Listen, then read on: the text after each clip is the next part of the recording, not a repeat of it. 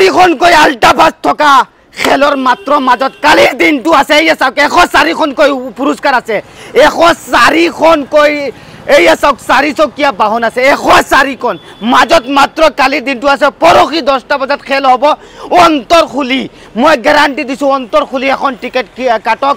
100% লাগিব, 100% লাগিব। নগাঁও জিলাৰ কচুৱাৰ যিখন খেল মাজত মাত্ৰ কালিৰ দিনটো আছে। প্ৰথম 4খন আল্ট্ৰা বাছ এই চাওক 1 2 3 4 4খনকৈ আল্ট্ৰা বাছ আছে। অন্তৰ খুলি এখন টিকেট কাটক মাত্ৰ 120 টকা। এই চাওক 150 টকাৰ টিকেট মাত্ৰ 120 টকাত দিয়া হৈছে। এই চাওক আপোনালোকে এখন টিকেট সংগ্ৰহ কৰক, 100% আপোনালোকৰ লাগিব। এই চাওক মই স্ক্ৰীনত নাম্বাৰ দি দিছোঁ, এইফালে হওক। এই চাওক এনেকৈ 44 চিটৰ 4খনকৈ আল্ট্ৰা বাছ আছে মহেন্দ্ৰা তাৰ এই চাওক মই সহজতে আপোনালোকক বুজাই দিছোঁ। এনেকুৱা 104টা উপহাৰ আছে, চৰকাৰৰ সম্পূৰ্ণ পাৰ্মিশ্যন আছে।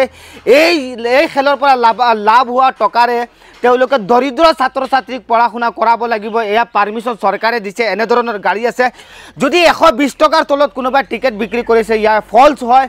আমি ডাইৰেক্ট কমিটিৰ ফালৰ পৰা কৈছোঁ, ডাইৰেক্ট কাৰ্যালয়ৰ পৰা কৈছোঁ, 120 টকাৰ তলত যদি কোনোবাই টিকেট বিক্ৰী কৰি আছে তেন্তে জেৰেক্স টিকেট বিক্ৰী কৰি আছে, অৰিজিনেল নহয়। আমাৰ অৰিজিনেল এয়া কাৰ্যালয়ৰ পৰা আপোনালোকক দেখুৱাইছোঁ। এই চিলটো থাকিব, ফটোত এই চিলটো থাকিব। যদি ফটোত চিল নাই তেনেহ'লে ডুপ্লিকেট টিকেট হয়।